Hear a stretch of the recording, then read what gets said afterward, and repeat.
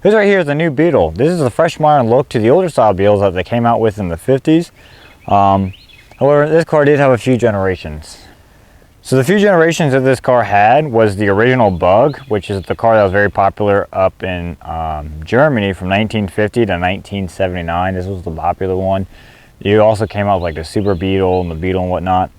Then, after discontinuing it for 1979, in 1999 they brought it back for this generation as the new Beetle, which is from 1997 in some countries, 1999 for everywhere else in the world, to 2010. They ended up changing the generation in 2011 for a new style, which is known as the Beetle A5, from 2011 to 2019.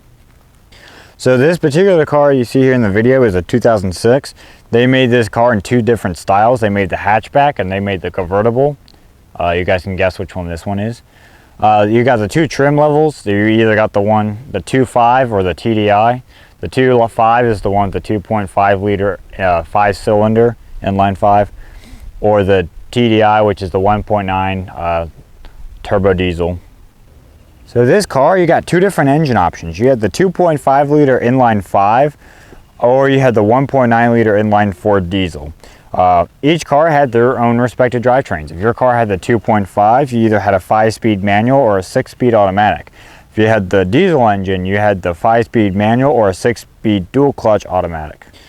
So now the 2.5 liter inline 5-cylinder engine, first of all, it's just a weird engine to begin with because it's 5 cylinders instead of your typical 4, 6, or 8.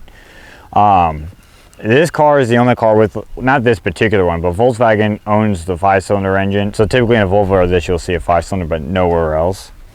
But the one you see in front of you is a dual overhead cam inline 5-cylinder with 170 horsepower and 177 foot-pounds of torque, which gets you about 22 miles per gallon in the city, 29 on the highway. You had the one with the diesel engine, you only had a single overhead cam with an inline 4-cylinder, but it had 100 horsepower and 177 foot-pounds of torque with 30 miles per gallon in the city and 38 miles per gallon on the highway.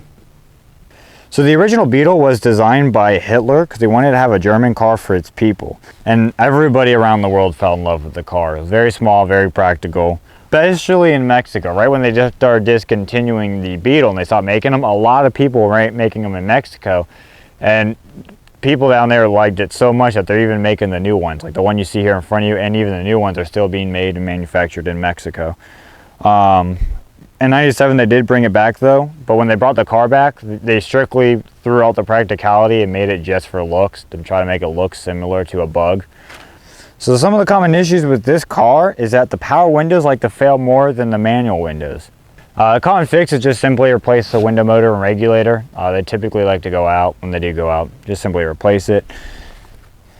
Another common issue is premature headlight bulb burnouts. The bulbs typically burn out more than typical. However, they don't constantly burn out where you have to replace 9 of them in a month. They'll still last a while, they just burn out more than a typical car. Common fix for this is just replace the headlights. Another common issue is a coolant temp sensor likes to go out. Typically when this sensor does go out, your check engine light will come on. However, it just means your car doesn't know what temperature your coolant is. No big deal. Replace sensor, you'll be good to go. Some other common issues is the flasher relay failure. This just means your turn signal will turn erratically without a bulb being out. Got your mass airflow sensor, your throttle bodies like to get really dirty. And the manual transmission reverse gear likes to go out. Another common issue is just an oil leak from the valve cover. All simple stuff. And for the safety, this car did pretty well in the safety test. For the driver and passenger and for a rollover, it all got 4 stars. And a side barrier was a 5-star crash safety rating. I'll play a video, it's just like the last video of the crash safety test at the end of this video. But in conclusion, this is a really great car for a really great type of person. This car is not going to be a very popular car with everybody, but the people who do like the car really seem to love it. It is a very solid car, and they seem to be pretty durable and reliable over the time. Common issues that these cars do have are always typically something small that could easily be fixed.